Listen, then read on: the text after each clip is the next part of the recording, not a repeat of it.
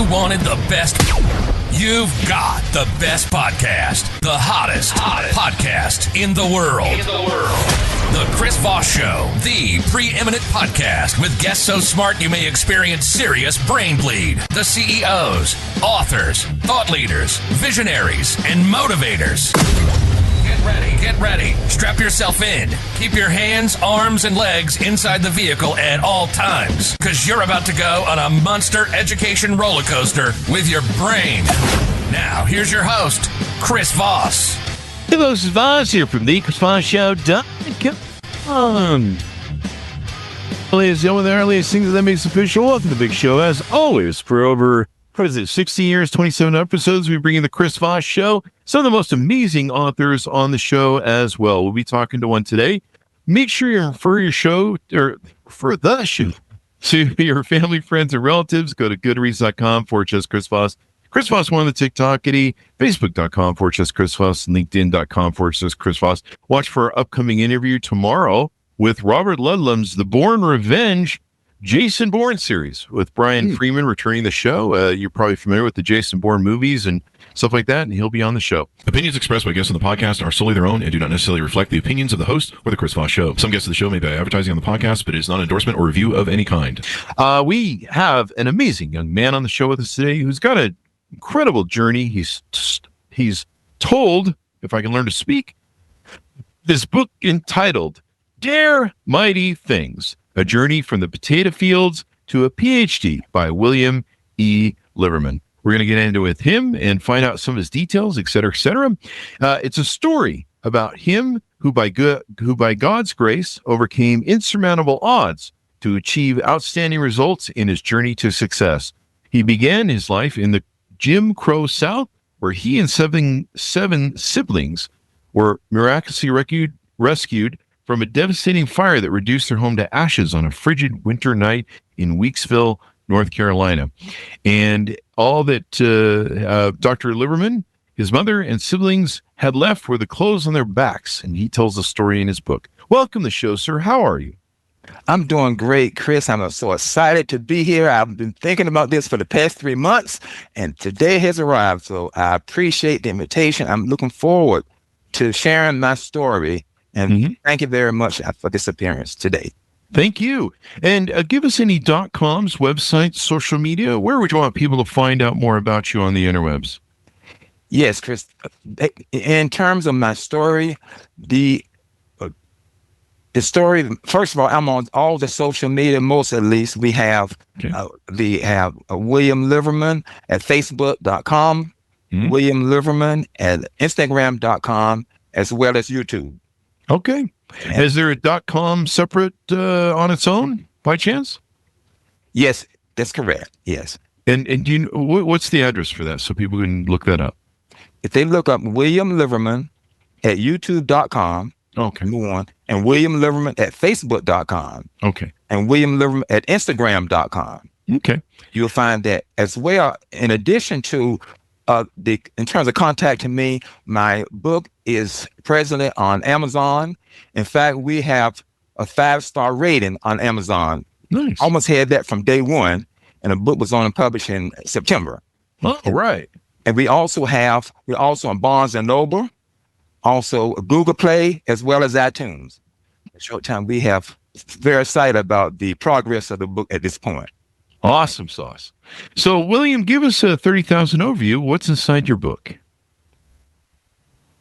The inside the book, basically, the life journey from the time the house burned down in the Jim Crow South to the time elementary school, middle school, high school, college, and advanced education. It shares the journey from the potato fields when I was based in the elementary school up to now.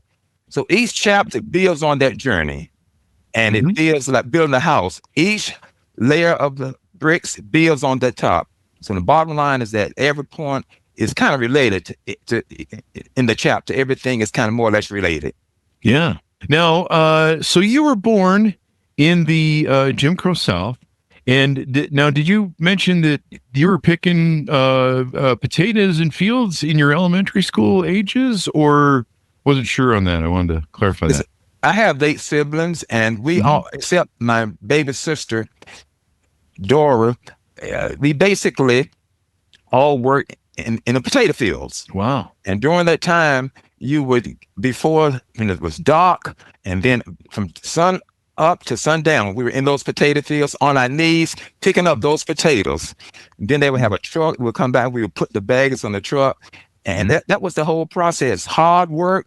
But again, that was the foundation of where I am now. I learned the value of hard work and always moving forward. What did that feel like as a young man, having that experience where you're out there, I mean, most people don't start jobs till like, 16, 20. What did it feel like at that young of an age? Was it overwhelming? What was the experience like, if you could flesh that out? Thanks, Chris, for the question. I would say overwhelming is not a strong enough word. I was really suffering. That's the first thing. Oh, you're sweating. You're Sun. and sunshine, and the tractors coming picking up those potatoes, and that gave me an inner desire. I said, one day I'm going to escape these potato fields. One day. But that was my summer. All my siblings, except again my sister, Lord, we're gonna help me to escape these potato fields. But that was our during the school year. We worked in the school year. During the school year, we studied, worked hard. But in the summer, we hit those potato fields. Oh wow. Yeah, that doesn't sound like fun out in the sun and doing the work. And, especially when you're young, you're kind of still growing up and experiencing that. Now, does that lead us into the story of your folks' house catching fire? Yes, basically, yes, it does. One cold night in North Carolina, it was freezing night, Chris, and I felt something was going to happen. Yeah, I couldn't sleep. And all of a sudden, 3:00 in the morning, my mother said, children, get up, the house is on fire. Oh. And I have 8 siblings, and the house was on fire. The house, all I saw was smoke. We ran outside, and as we ran outside, that was it. The house we were lined up one by one, and as my mother lined us up, I realized Bertha, my 3rd older sister, was still in the house. And in that whole process, a gentleman, a neighbor, my mother called him, and he ran and hit the door and rescued Bertha. And there she was. We were almost rescued miraculously from that fire. It was a situation that happened so quick, but I had the fear. I said, my mother always, and she would pass away. My mother passed away just a few years ago. She said, I said, Mom, what are we going to do? Mom, what are we going to do? And she said, the Lord would take care of us. And that was, I guess, the beginning of the whole process, life journey. Wow. Was there any criminal intent to your guys' house catching fire? Was it any sort of thing? I mean, Jim Crow South, there's a lot of ugliness that happened down there. No, through investigation, that whole process, the situation where, most homes now are brick homes, we had a wooden house. Yeah. And it was so cold that night, I could see my mother throwing extra wood in the fire to keep us warm. And basically, the house was kind of overburned with the fire, the flames, and everything. It was a wooden house. And what happens is you put enough heat and that whole process, the house just burned, but there was no criminal intent in that whole experience. All right. And so is that where did that force you to go next? And was that part of your journey on getting to your Ph.D. and the careers that you had? Yes, it was all part of the journey, Chris. The situation, my whole intent, Lord, one day I'm going to escape these potato fields. But one thing I learned the value of hard work. Yeah. And that instilled me the value of hard work. And the good news about school was my refuge, Chris, in terms of being in school, the school year. During the summer, it was in those potato fields. And every year was built upon that, because it basically led me to high school. When I entered high school at that time, I went to New York during the summer, and I lived with my father during the summer in Bridgehampton, New York. So in the early years, it was those potato fields, school during the school year, and potato fields during the summer. Wow. That whole process. And you definitely learned the process of working hard there. Yes, Yeah. it really, a work ethic. That was Work ethic. work ethic was so important. Yes. You know, I did the same thing. I started working when I was like 11. I think for a newspaper, it was like a newspaper coupon thing. It wasn't like the official newspaper. It was like one of those, back in the day, they'd have these promo newspaper that were just pretty much just like coupon things. Before that, I was selling, there was some magazine. I can't remember, it was back east. And everyone sell it. It was, you'd find it in the back of the magazines. And I forget what the name of the magazine was, but a lot of people sold it. And it was, I did that door to door. And then I think I did some other sort of door to door stuff. And then finally I settled on that. And, and as a Boy Scout, I had to do you'd sell the Scoutorama tickets. And that was kind of hard because this little kid and you're asking for money and they're sometimes mean to you. And you're just like, hey, I'm just a kid, man. I'm just out here hustling. But where do you go from there? Where does the story go? What makes you interested in the fields that what makes you interested in the fields that you end up getting into? That's a great question, Chris. What happened is that during the summer in Bridgehampton, New York, I worked in the hospital. Now, again, if you're looking at the transition from potato fields, you're on your knees, picking up those potatoes, you're sweating, you're hot. Going to Bridgehampton, New York, I got a job at a hospital, Southampton Hospital, which was right outside of Bridgehampton. And a friend of mine told me the other day, well, I never heard of Southampton, Bridgehampton. Well, anyone over 70 years old asking one question, have you ever heard of Carl Yastrzemski? Oh, the baseball player. He won the Triple Crown for the Boston Red Sox. Well, I share that because he played baseball for the Boston Red Sox. But anyway, working in a hospital, a white outfit, I was a hospital orderly, where I would go and clean the rooms after surgery. And I said, what a great transition. Escaping the hot potato fields in an air-conditioned hospital where I had a white outfits on. I felt like I was in heaven. I've never seen in these parts. I feel the same way anytime. I live in Vegas, and so anytime I come in out of the sun, I feel the same. Oh, yes. It's like during the summer, it's like 5 trillion degrees in Las Vegas. Yes. So, do you know what you want to? So, what drawn you to helping people in that sort of industry? It was a walk of faith in terms of finishing high school, finishing college. I taught school, but during that time during the 70s, most people finish college, Chris, they're school teachers. And I enjoyed teaching school. I taught 2 years right out of college, and I enjoyed this. So the transition from potato fields, working in the summer in the hospital, air conditioned, then when I finished college, that was a great transition because I earned that degree. And I remember my father told me many times that my parents said they can take anything. You may lose your house, you may lose your car, your clothes, which we did in that experience. But whatever the good Lord leave you put in your brain, no one can ever take that from you. It's true. So what's that line? Teach a man to fish. Give a man a fish and he'll eat for a day. Teach a man to fish and he'll eat for a lifetime. Yes. That's so true, Chris. And I learned when I finished college, earned my degree, and then, of course, I taught school a couple of years in my hometown, North Carolina. But that burning desire was to not only to make a difference in myself, in my life, but to make a difference in terms of serving other students and teachers and that whole process. So you can say that was the beginning of my journey in terms of potato fields, finishing college, and then becoming a school teacher. And that, of course, led me to my journey as part of that, meeting my wife, where we'll be celebrating our 50-year, we've already celebrated our 50-year wedding anniversary. It's part of the whole journey.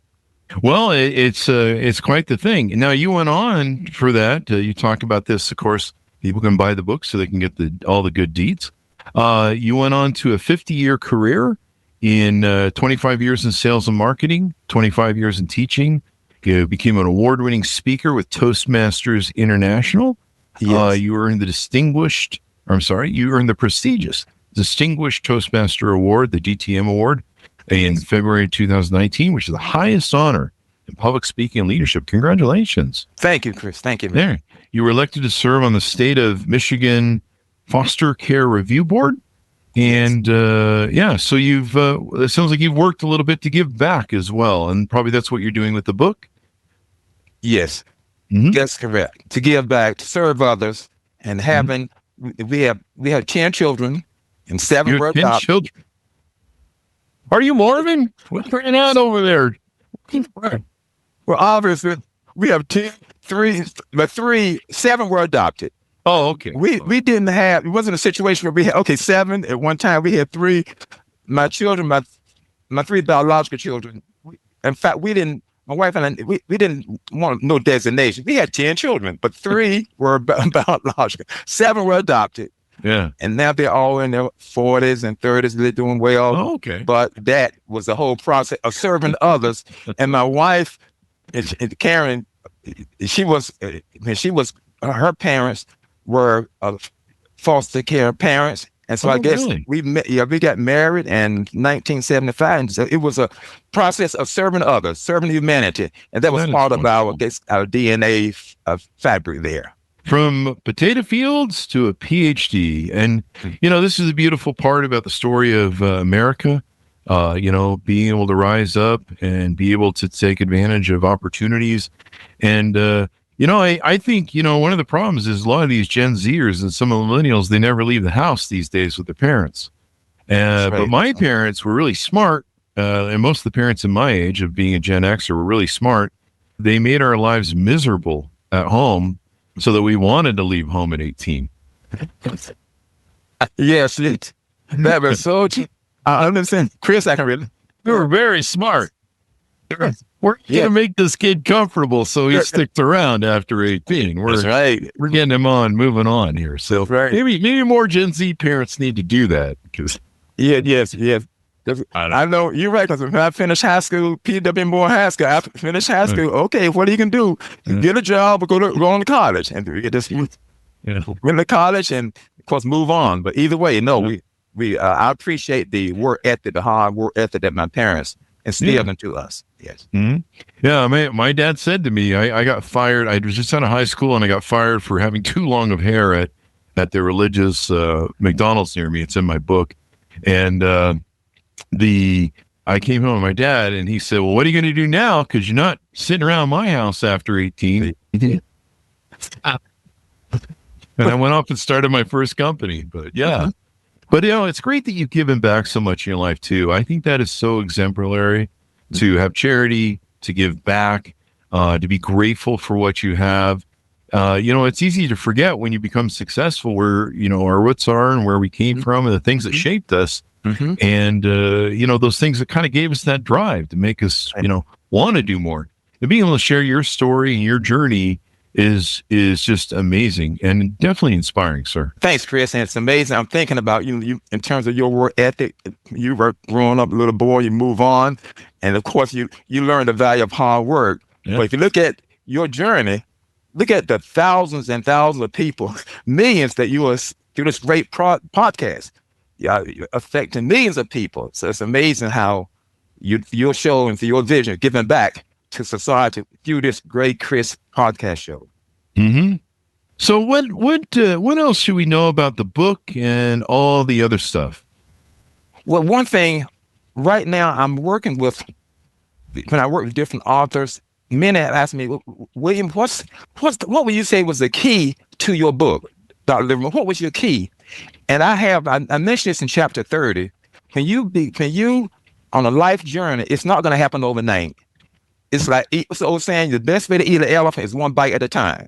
Mm-hmm. And in the last chapter of the book, in fact, it happened. I was ready. I had published my book. I sent it to my publication director, Chris, and I knew that the chapter in my book, Dare Mighty Things, I knew that the chapter had ended. In this book, I knew the chapter had ended, but then it's amazing. Something happened during the last over a year ago when I sent my manuscript to my publisher. In a matter of 90 days, one of my daughters, who we adopted when she was only 5 years old, she almost got killed in a car accident. Mm-hmm. And then shortly after that, in December 2024, my wife, we were out shopping, and it was winter time here in Michigan, ice, snow on the ground, and she slipped, broke a small bone in her foot. And then I had a little surgery in my back. So there were three things that happened within a 4-month period of time.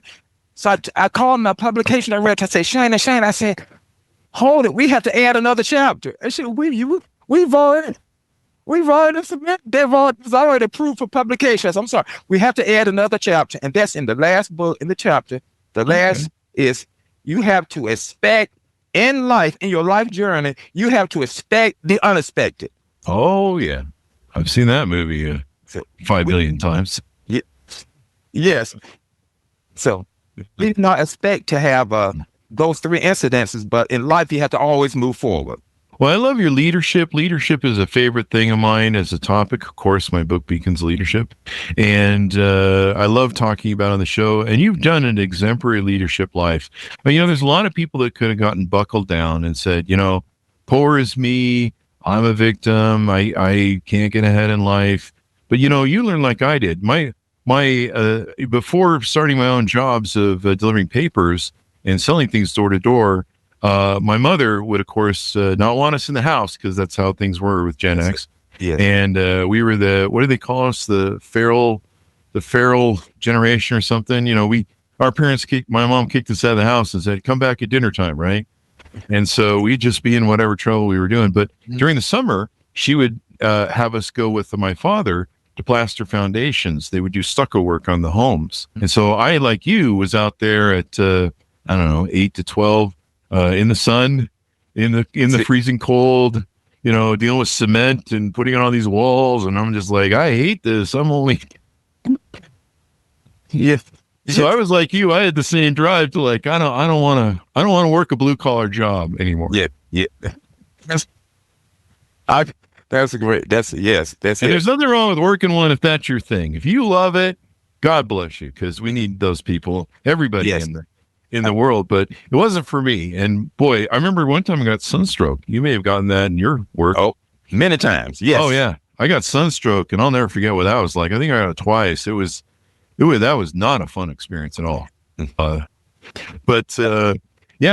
So you and I, we both come from that background and hard work. What's upcoming for you in the future? It sounds like you got a lot of great stories. That maybe a second book or anything coming up. Yes, in fact, right now, this is 2026. And by the way, I want to say Happy New Year to you and your team, Chris. You too. Yes. What's coming up? I have in 6 months. Well, I'm looking at a target date is the September of 2000 this year. I have another book. It's about 50% finished, and that book will be celebrating our 50-year golden anniversary, and it will be published in 2026. So that is the next book related, and some of the things will be in the present book here on Dare Mighty Things: A Journey from the Potato Fields to a Ph.D. However, there will be some new things that my wife, but it'll be more or less focused on our 50-year golden anniversary, and that book will be a big projection time about 6 months from today. Mm-hmm. Yeah, you should you give some advice on how to keep a relationship lasting that long. You don't see that anymore. People, I think the average marriage now lasts 7 years. Maybe you should give us some advice on how to make a 50-year one work. Yes. That'll be good. What else haven't I asked about that I should probably ask you on the show? What anything I missed? Well, one thing I wanted to mention is that writing a book is a journey, and sometimes I call it. We've all heard the statement: you have to learn to turn lemon into lemonade. And what happened was that people asked me, what was your key to finishing your book? One key was this: during the time that I was writing. And my wife, 10 years ago, she said, William, you need to write a book. I said, look, I'm too busy. I don't have time to write a book. I was teaching. I've always had 2 jobs. I want to try to write a book. But what happened in 2000, like 1920, the pandemic hit. And I was teaching at Davenport University, a great local school. I was teaching as an adjunct professor there. And during that time, when the pandemic hit, many times schools were closed. And during the daytime, I would write the library, and I would just write all day. And on weekends, because my schedule had reduced significantly. So a critical time, I tell authors, always move forward, because you never know when the sun is going to shine. So really, I mean, a lot of people were affected by the pandemic. But again, turning the lemon into lemonade during that time when things are shut down, I was able to accelerate my writing to the point that it really occurred during the time that we had the pandemic. And I also tell authors, another thing I would share is that when you write a book, it can be labor intensive. And I said, you have to relax. You have to, once you finish that journey, you have to relax.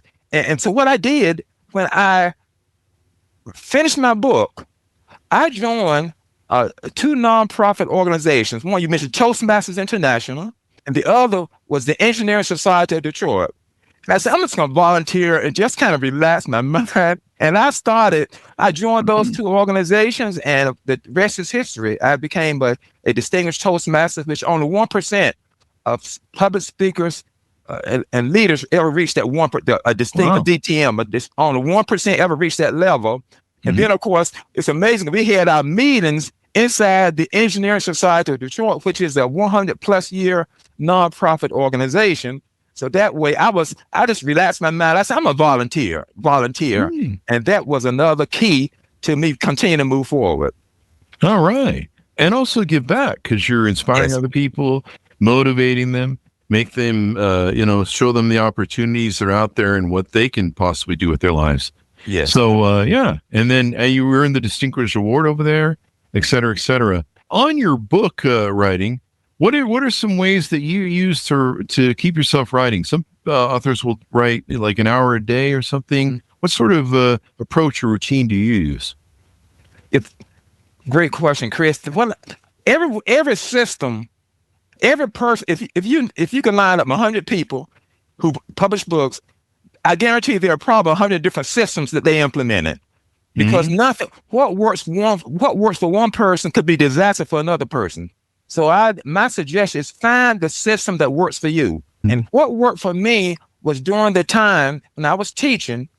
When you're teaching, you're doing lesson plans, and you're attending meetings, a plethora of things. But what I did, I shut everything down on Saturdays. I basically wrote all day, because I was too busy to work and to read and do all that during the school year. But I did on Saturdays.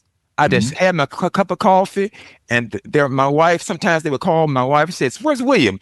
I'll tell you what, he tried 3 places. Try the Southfield Library, try Tim Hortons, is a famous coffee place in Michigan, or you can find him at the other avenue. But either way, that's what I did. I wrote all day, and then at the end of the day, I submitted my writing, my manuscript, to my publisher, and that's what I did for years.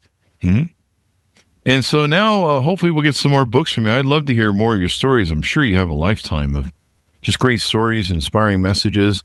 Adopting 7 children, that's probably a book in and of itself. Yes, and we're thinking about another book related to adoption, foster parenting and adoption. Because I mentioned the terms of sharing, in terms of volunteering. So I work, and that's in the book, as a parent advocate in terms of the foster care system. Yes, a lot of children. We've had so many children over the years during the years in terms of foster and adoption, and that whole process. Yes. Well, more families probably need guidance on that. I know we've had a few adoption coaches on the show and all that good stuff. I'm still trying to convince my parents that I was switched at birth or adopted, but they won't. Evidently, we took one of those DNA things, and that doesn't work. Evidently I am. But they're wonderful people. I was just trying to be a rebel. Yeah, that's how I roll. Anything more you want to talk to us about before we go? Well, basically, that's the summation of the whole process in my journey. And I would just say that you take it let's take it one day at a time. You're not going to write a book overnight, but you take it one day at a time. And in fact, a friend of mine asked me the other day, if I could think of if there was another title of my book, what would it be? I thought about that, Chris, and I said, it's amazing. If you look at my life story, if I could think of another title, I would call it The Power of Resiliency. Ah, that's the power of resiliency. And so old saying, when the going gets tough, the tough gets going. That was just stick me. The Power of Resiliency. Who knows? That may be one of the future books. I love the title. I'm all for it. But I mean, honestly, if you have 10 kids, you got to have some resiliency.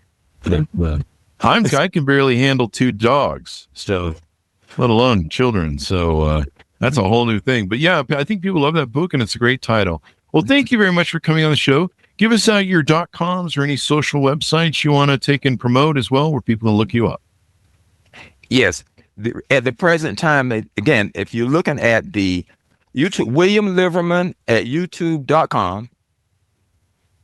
Number 1. Number 2, William Liverman at facebook.com and William Liverman at instagram.com. And as I mentioned earlier, we have our book. The book is a 5-star rating as of now on Amazon. And by the way, Amazon, person could either type William Liverman and they can order the book, just type in my name or the title, A Journey from the Potato Fields to a Ph.D. Either way, they can have access to the book. And of course, I mentioned Google Play as well as iTunes, the mediums where the book would be available. Exactly. You pick it up where fine books are sold. There'll be a link for it on the Chris Voss Show as well. Thank you very much, sir, for coming on the show. Thanks to our audience for tuning in. Go to goodreads.com/Chris Voss, linkedin.com/Chris Voss. Pick up his book wherever fine books are sold.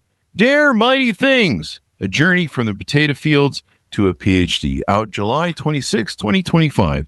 Thanks to my audience for tuning in. Go to goodreads.com/Chris Voss, linkedin.com/Chris Voss, youtube.com/Chris Voss, and all those crazy places on the internet. Thanks, Bob, for asking. I think we just got it there for you. And look for the Chris Voss Show for that appearance. Thank you for tuning in, everyone. Goodbye. You'll be listening to the most amazing, intelligent podcast ever to improve your brain and your life. Or, too much of the Chris Voss Show podcast can lead to people thinking you're smarter, younger, irresistible, and human regularly moderated amounts. He's also Dr. Fruitgore's brain lead.